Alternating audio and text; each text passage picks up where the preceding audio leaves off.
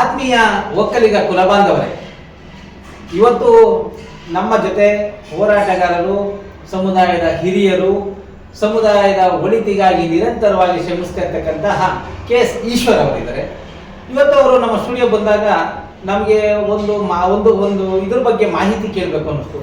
ಏನಾಗಿದೆ ಅಂತಂದರೆ, ತಮ್ಮೆಲ್ಲರಿಗೂ ಗೊತ್ತಿದೆ, ಒಕ್ಕಲಿಗ ಸಮುದಾಯದಲ್ಲಿರುವ ಸಂಘ ಸಂಸ್ಥೆಗಳು ಯಾವಾಗ ಕಾಣಿಸ್ತವೆ ಅಂತಂದರೆ, ಯಾವ್ದಾರ ಎಲೆಕ್ಷನ್ ಬರಬೇಕು ಅಥವಾ ಕೆಂಪೇಗೌಡ ಜಯಂತಿ ಬರಬೇಕು. ಅಲ್ಲಿ ತನಕ ಯಾರುವೆ ಒಕ್ಕಲಿಗರು ಸತ್ತಿದಾರ, ಬದುಕಿದಾರ, ಕೆಟ್ಟಿದಾರ, ಅಥವಾ ಒಕ್ಕಲಿಗರಿಗೆ ಏನು ಸಮಸ್ಯೆಗಳನ್ನ ಫೇಸ್ ಮಾಡ್ತಾ ಇದ್ದಾರೆ ಅದ್ರ ಬಗ್ಗೆ ಯಾರಿಗೂ ಬೇಕಿಲ್ಲ. ಅದೇ ಕೆಂಪೇಗೌಡ ಜಯಂತಿ ಅಥವಾ ಎಲೆಕ್ಷನ್ ಬಂದಾಗ ನಾನು ಮುಂದು ತಾನು ಮುಂದು ಅಂತ ಗಲ್ಲಿಗೆ ಒಬ್ಬೊಬ್ರು ಹುಟ್ಕೊಳ್ಳೋಂಥವ್ರು ಎಲ್ಲ ಬಾಕಿ ಟೈಮಲ್ಲಿ ಯಾಕೆ ಸಮುದಾಯದ ಪರವಾಗಿ ನಿಂತ್ಕೊಳ್ಳಲ್ಲ ಅನ್ನೋದ್ರ ಬಗ್ಗೆ ಇವತ್ತು KS ಈಶ್ವರ್ ಅವರು ಒಂದು ಸಂಘ ಸಂಸ್ಥೆಗಳಿಗೆ ಒಂದು ಸಲಹೆಯನ್ನು ಕೊಡೋದಕ್ಕೋಸ್ಕರ ನಮ್ಮ ಜೊತೆ ಇದ್ದಾರೆ.